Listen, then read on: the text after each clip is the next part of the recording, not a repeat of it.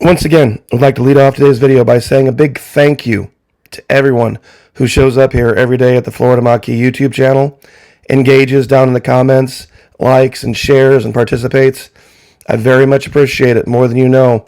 And those of you over at the Patreon channel who've stepped up for the $1 a month, you guys are absolutely making a huge difference in my life, more so than I can express. Thank you. We're going to have a new video up soon over here. The one we have here today, though, on the YouTube channel is kind of a whopper. It's a big one because we caught a pretty major name in some huge hypocrisy. Now, before I talk about that, however, let me tell you how I discovered this. Well, I was running on the treadmill and zigged when I should have zagged, wasn't paying attention, and tripped over the side of it and went ass over apple carts and tore apart my right ankle. And of course, it's a mess, and I'm going to be laid up for a little bit, but I, of course, have this little machine I keep under the couch. It's a foot massager machine that's supposed to be something that's comfortable. It's actually quite painful, but it's really great at reducing the swelling.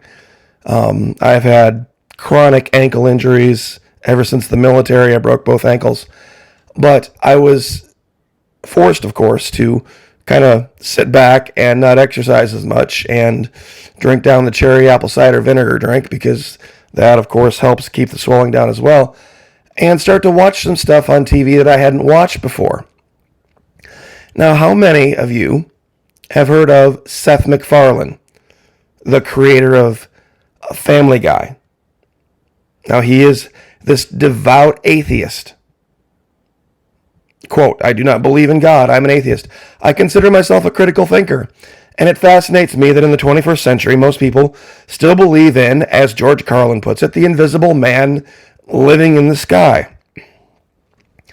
Well, we caught him.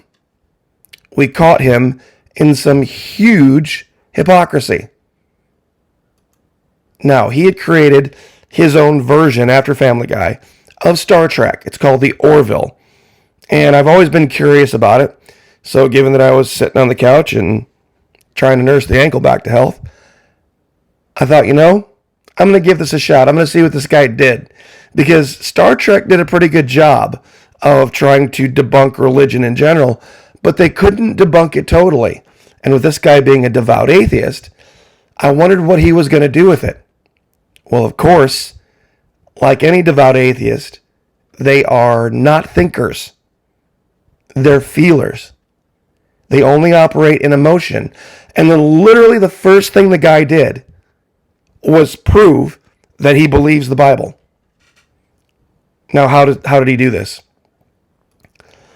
Okay, this is a screenshot from way back, a few seasons back in Family Guy, where he referred to creationists as lower than his main character, Peter, which was in this category. Now, you can't even say this word in polite society anymore. retarded, which is below even average. Now, the Big Bang Theory has been debunked, published 22 hours ago.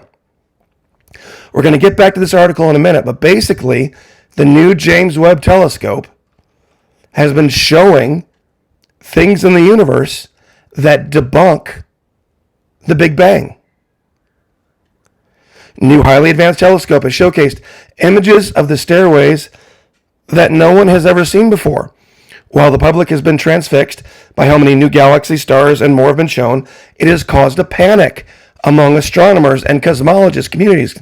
One of the growing concerns for these new images is that it has begun to produce papers that might be indirectly stating that the Big Bang Theory has been debunked. Let me get past this ad here real quick. Many scientists have been studying these new images and determining evidence that has stood for many years. The Big Bang Theory essentially states that the universe began some 14 billion years ago. Pardon me, 14 billion years ago. However, the characteristics of the galaxies that are furthest away should be huge and contain a red shirt to their light. what the James Webb Telescope has discovered is that those galaxies are the complete opposite. Quote, according to this astronomer, University of Kansas, right now I find myself lying awake at 3 a.m. and wondering if everything I've done is wrong. Sorry about these ads. Give me a second here. The young stars in those faraway galaxies should be hot and blue in color, as most young stars are. However, the stars being discovered are all cooler and reddish, indicating that they are older than when the Big Bang would have occurred. Now, I'll give you this article, but here's the key to the story. This show called The Orville that he's created. He's, of course, a ship captain. Here's how the story begins. Okay? It doesn't begin here. Hold on. It begins here. Literally, the first thing they show is him catching his fiancée. I don't know if at this point they were engaged or if they were married. I believe they were married. In bed with an alien. And of course, he goes on this poor little me tour, and he loses all of his accolades, but he eventually gets a posting to a ship. But there's a catch. She's the first officer. Now it's a year later, right? Well, guess what happens by season 9? This blue alien comes aboard for some other mission, and she jumps into bed with a guy again. Now they're not seeing each other, but it still bothers this guy. Now, wait a minute. Wait a minute. The idea of being bothered by your mate sleeping with someone else, that's biblical. Without the Bible, without the idea of adultery, without the idea of fornication, there's no reason you would be bothered. You would say, well, as long as you report for duty on time, whatever is your business is your business. And of course, they go through this whole mechanic of them trying to get back together and dating and all this kind of stuff. And sometimes it works out and sometimes it doesn't. But wait a minute, and I want to ask even Christian ladies this. What's the difference between dating a guy, being engaged to a guy, and being married to a guy?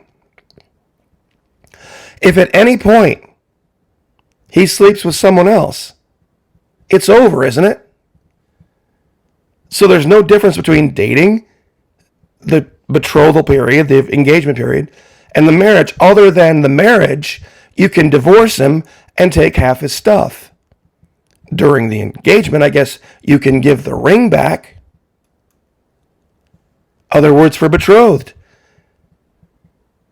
Affianced, I guess that's how you pronounce that. Engaged, intended, plighted, promised. You get the idea. I find no biblical reference for rings, by the way. Maybe someone can help me out here. And then she ends up with yet even another guy. But once again, why would it bother an atheist? And remember, this is season 1, episode 1, first 2 minutes. This is what he leads with. The only reason you would ever be bothered by catching your spouse in bed, or someone you're engaged to, in bed with someone else, is if you adhered to Christian moral value. Because if you don't adhere to Christian moral value, why would this matter? Why? To who would this matter? If you don't believe in God, you don't believe of anything in the Bible. You take away all of everything that the Bible has done throughout history. Go find heathen cultures that have never had any exposure to the Bible and see how they live. It's a free-for-all.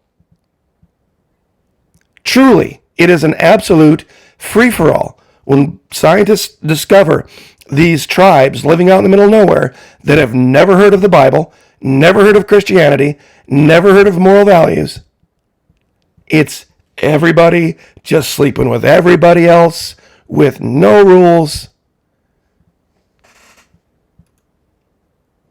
This is what it's all about. So he's busted. He is absolutely busted. I would love to ask him about this. You're an atheist. Why does adultery bother you? It shouldn't. Is it a crime? Can you go to jail for it? No. You absolutely cannot. And unless you specifically make the case or make the statement, okay, we have had 3 dates. I've taken you to dinner, I've taken you to a movie, and we've gone and played putt-putt golf. Okay, based on those 3 dates, you're not allowed to have any physical contact with any other person. Unless you specifically state that or get some written contract. You see, it even sounds ridiculous saying it, doesn't it? It sounds totally ridiculous. It's just this assumed thing in North America. Why? Well, of course, and in Europe, and in most of the civilized world. But it's assumed because of the basis on which we created civilized society, which is the Bible, which he says he doesn't believe in.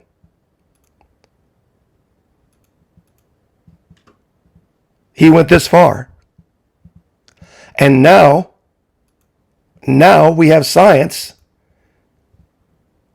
that is saying the Big Bang Theory, which is, of course, the opposite of creationism, is now wrong. We have a telescope bringing back images that has debunked what the Big Bang Theory said was right. So now what? Now what? Psychological operations 101. When you pay attention, sometimes you can see things. The Orville has been out for 3-4 years now. I've never watched it. I wish I had a long time ago. We could have done this video years ago. I just think it's funny now, though, that the first time I see it is right after this article comes out. See, to me, this is more proof of God and his hand on my life. Because I could have probably called him a hypocrite 3 years or 4 years ago, but this article wouldn't have been out yet. And now I have this article and that to put together. And why do I have all that? Because I smashed up my ankle on a treadmill. So, talking about being thankful in tough times, all things like this work together for the greater good.